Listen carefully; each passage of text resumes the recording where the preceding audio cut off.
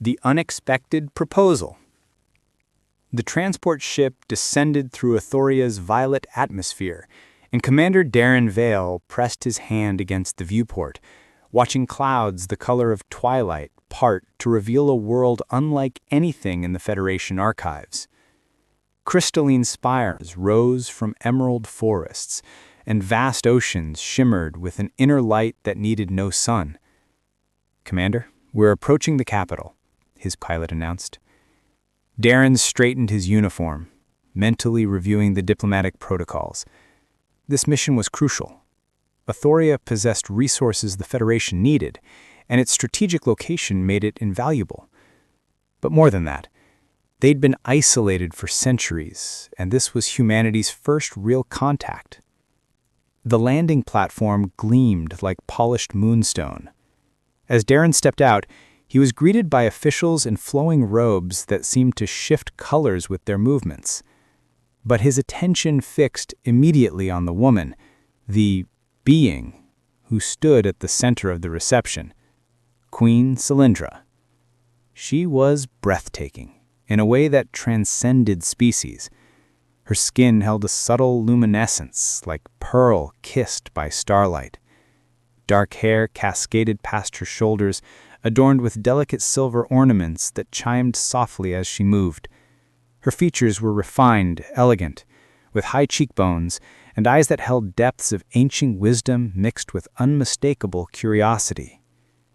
"Commander Vale," she said, her voice like music, "welcome to Athoria." "Your Majesty," he bowed as protocol demanded.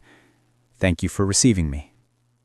The formal banquet that evening was held in a grand hall where the walls themselves seemed alive with shifting, bioluminescent patterns. Darren sat beside Cylindra, acutely aware of her presence.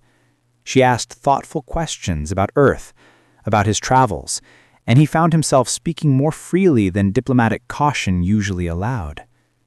As the evening progressed and other guests mingled, Cylindra leaned closer. Her scent was intoxicating, like rain on unknown flowers. "Commander, I must speak plainly about something that extends beyond trade agreements," she said softly. "Of course, Your Majesty. I have studied your people extensively, and I have a proposal that may seem unconventional." Her gaze held his, unflinching. "I wish for you to father my child." Darren's breath caught. Around them, conversation continued, oblivious. What? "My people need an heir. More than that, they need hope, a bridge to worlds beyond our own. You are that bridge, Commander." She paused, vulnerability flickering across her regal features. "And I confess, from the moment you arrived, I have felt something I did not expect to feel." Forbidden conversations. Darren barely slept that night. He stood on the balcony of his guest quarters watching Athoria's twin moons trace silver paths across the sky. Cylindra's words echoed in his mind, impossible to dismiss, yet equally impossible to comprehend. A child, with an alien queen. The diplomatic implications alone were staggering, but what unsettled him more was the way his pulse had quickened when she spoke, the way her proximity had made him forget every protocol he'd ever learned. The next morning, a servant arrived with an invitation. The queen requested his presence in the palace gardens at sunset. Private and informal. Darren found her waiting beneath trees with leaves that chimed like bells in the breeze. She wore simpler attire now, though she remained ethereally beautiful. The setting suns painted everything in shades of amber and rose. "Thank you for coming," Cylindra said, gesturing to a bench carved from living crystal. "I worried I had frightened you away." "Surprised me, certainly." Darren sat, maintaining a respectful distance. "Your Majesty, I need to understand." "Cylindra," she interrupted gently, When we are alone, please, I spend every moment being a queen.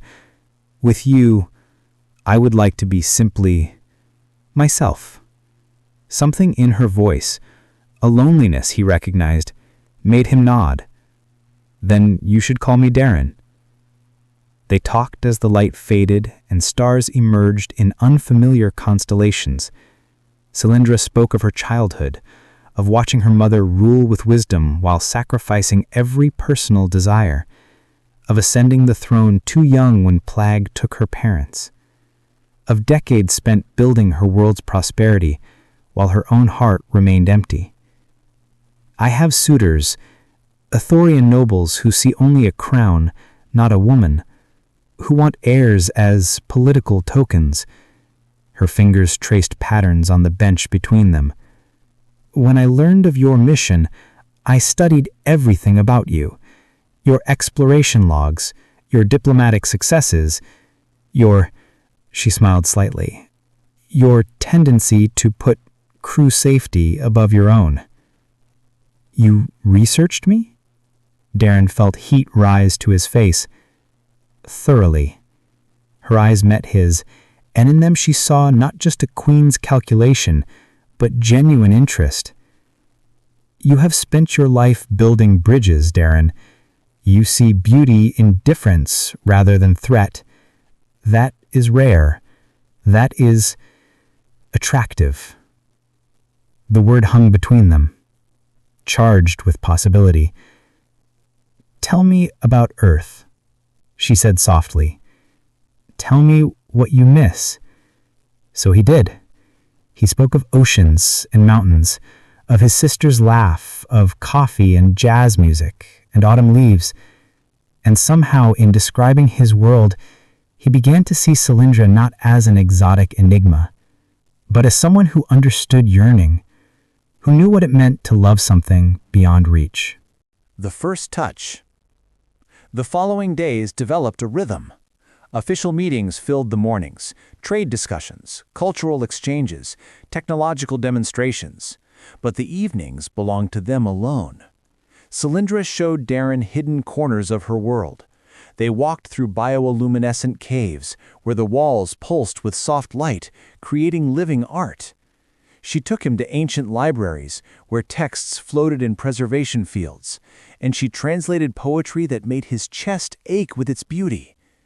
This one, she said, her voice reverent as she gestured to shimmering script, speaks of the eternal bond, when two souls from different stars recognize each other across the void.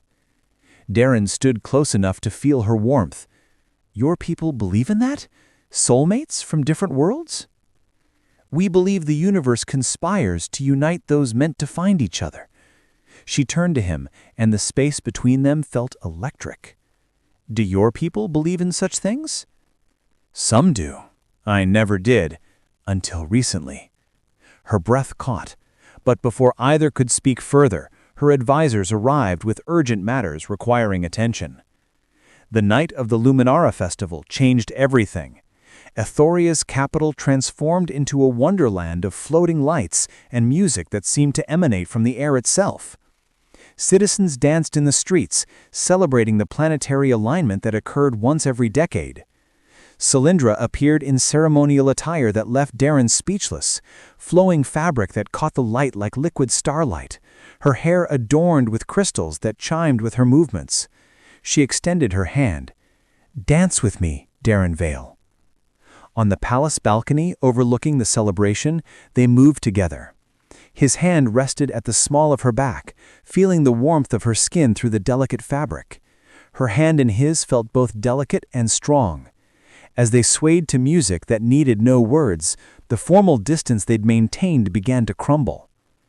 I have made my proposal seem purely political, Cylindra whispered, her face close to his. But that was cowardice speaking. The truth is simpler and more frightening. Tell me, Darren breathed. I want you, Darren, not as a diplomat or a genetic bridge between species. I want you because, when you speak, I feel less alone. Because your smile makes me forget I am a queen. Because I have dreamed of you every night since you arrived. The confession broke something open in him. Cylindra. She arose on her toes and their lips met. The kiss was tentative at first, questioning, then deepened with unleashed longing. Darren pulled her closer, one hand cradling her face, the other pressing her against him. She made a soft sound of surrender that set his blood on fire. When they finally parted, both breathing hard, her eyes shimmered with emotion. "Come with me," she whispered. "Please." Crossing the threshold. Cylindra led Darren through corridors he'd never seen, away from the celebration's distant music. Her hand trembled slightly in his, betraying nerves that her composed expression tried to hide. They arrived at doors that opened to her touch alone, her private sanctuary. The chamber took his breath away. Walls of transparent crystal revealed the night sky in panoramic splendor, making it feel as though they floated among the stars. Soft light emanated from luminescent flowers arranged throughout the space, casting everything in a gentle, intimate glow. "I have never brought anyone here," Cylindra said quietly, releasing his hand. She moved to the windows, her silhouette outlined by starlight.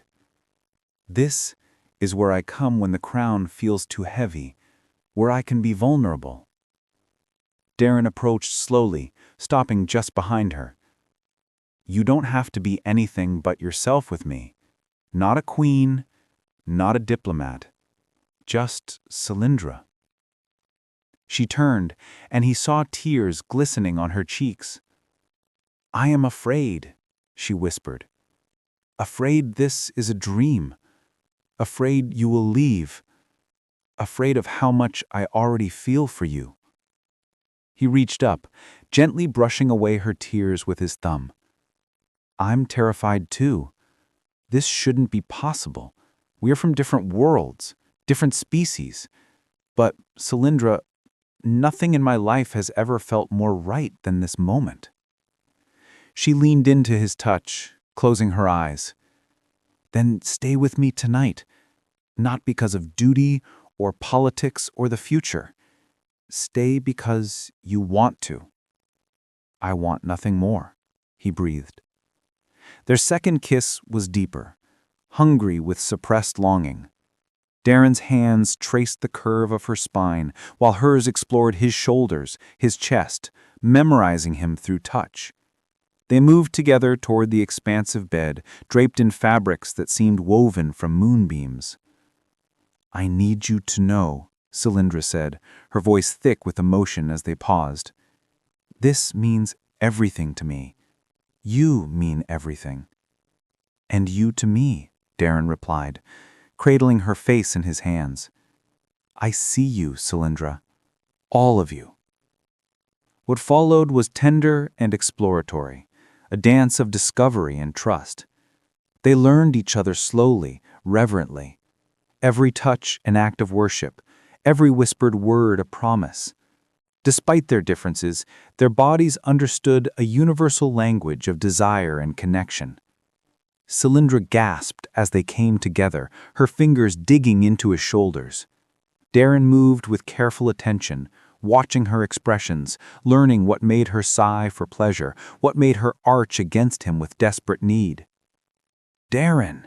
She breathed his name like a prayer, and he felt something fundamental shift inside him, a recognition that transcended the physical.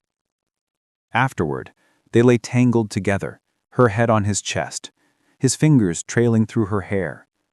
The twin moons had set, and pre-dawn light began touching the horizon with colors Earth had no names for.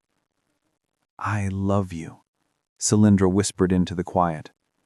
"I know it is too soon, that it defies logic, but—" "I love you too," Darren interrupted, tilting her face up to kiss her softly. "Across all the distance between our worlds, somehow I found you. Or you found me." She smiled, radiant and unguarded. "The universe conspiring?" "Maybe it was," he agreed, holding her tighter.